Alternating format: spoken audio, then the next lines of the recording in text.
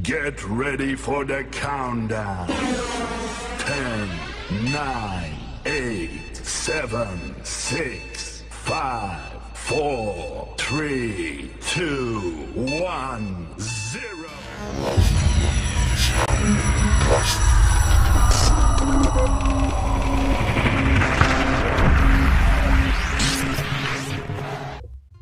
Assalamualaikum warahmatullahi wabarakatuh. Ketemu lagi pada pertemuan kedua hari ini. Kita akan membahas tentang hukum kulon. Tujuan pembelajaran kita diharapkan setelah mempelajari materi ini, Anda semua mampu mengenali pengaruh jarak terhadap gaya kulon, mengetahui pengaruh besar muatan terhadap gaya kulon, faktor-faktor yang mempengaruhi gaya kulon, dan menghitung besaran gaya kulon. Nah, kita menyebut Coulomb. Siapakah dia? Dia bernama lengkap Charles Augustin de Coulomb. Merupakan seorang fisikawan yang berasal dari Prancis. Ia merupakan penemu hukum Coulomb yang mengungkapkan adanya gaya dari interaksi antara benda bermuatan listrik. Nah, bagaimana proses Coulomb menemukan interaksi kedua muatan ini? Coulomb mengembangkan penelitian mengenai listrik dengan menyelidiki lebih lanjut mengenai hukum tolakan listrik yang ditemukan oleh Joseph Priestley. Lalu, pada tahun 1768, dengan menggunakan torsion balance, Coulomb mulai mengotak-atik dan mengecek interaksi dari dua benda bermuatan. Nah, perhatikan bagan ini. Ada muatan positif dan ada muatan positif. Keduanya saling bergerak menjauhi. Kemudian ada muatan negatif dan muatan negatif. Mereka juga saling bergerak menjauhi. Nah, ketika dua buah muatan berbeda, negatif dan positif, ternyata bergerak saling mendekati. Nah, kemudian Coulomb tidak cukup sampai berhenti di situ saja. Ia menyelidiki bagaimana jika muatan tadi memiliki nilai lebih besar. Misal, jika Q1-nya ia perbesar dari awalnya, ternyata gayanya juga semakin membesar. Jika Q1-nya dirubah atau dirubah menjadi kecil, maka gayanya juga akan mengecil. Kemudian, jika Q2-nya diperbesar, maka gayanya ikut besar. Jika gayanya diperkecil,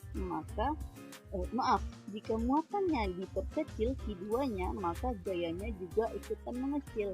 Nah, dari semua peristiwa ini ia menyimpulkan bahwa gaya itu sebanding dengan besar muatan Q1 dan Q2.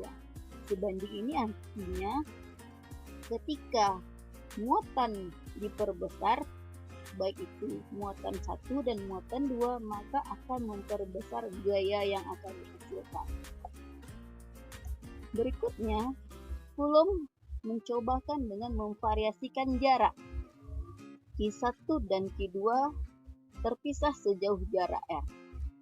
Nah, ketika R ini dibuat mendekat, ternyata gayanya semakin besar. Dan R-nya dibuat menjauh atau diperbesar R-nya, maka gayanya mengecil. Nah, ini berbanding terbalik dengan muatan tadi, sehingga gaya Coulomb sebanding dengan 1 per kuadrat jarak. Jadi, dari percobaan dua buah tadi memvariasikan jarak dan besar muatan, dapat disimpulkan gaya Coulomb sebanding dengan besar kedua muatan dan berbanding terbalik dengan kuadrat jaraknya. Nah, karena ini baru sebanding, maka Coulomb membutuhkan suatu konstanta. Nah, konstantanya itu ia lambangkan dengan huruf K.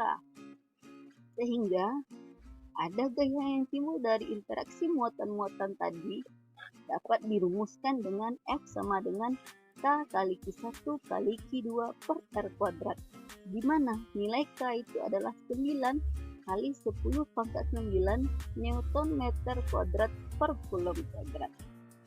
Nah, sampai di sini paham? Jadi, ketika Coulomb menemukan persamaan ini, dia menyelidiki satu persatu muatan dan jaraknya.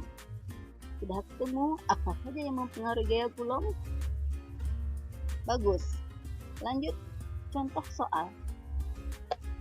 Jika dua muatan dengan Q1 4 kali 10 min 6 Coulomb dan Q2 6 kali 10 pangkat min 6 Coulomb dengan jarak 2 cm, berapakah gaya Coulomb yang terdapat di antara dua benda tersebut? Nah, kita buatkan diketahuinya dengan merubah R dalam bentuk meter. Nah, kemudian kita kuadratkan dan kita tinggal memasukkannya ke dalam persamaan yang sudah kita temukan tadi. X sama dengan K kali Q1 kali Q2 per R kuadrat. Sehingga kita peroleh hasilnya 540 Newton. Nah, karena jenis muatan Q1 positif dan Q2 positif, maka sama-sama positif, sehingga mereka saling tolak menolak. Paham Ananda semua? Cukup mudah bukan? Tidak sulit untuk memahami gaya Coulomb. Nah, kesimpulannya, muatan yang sejenis jika didekatkan akan tolak menolak, dan muatan yang berlainan jenis akan tarik menarik. Gaya Coulomb sebanding dengan kedua muatan. Kemudian gaya Coulomb berbanding terbalik dengan kuadrat jarak kedua muatan. Terima kasih. Oh, I want something just like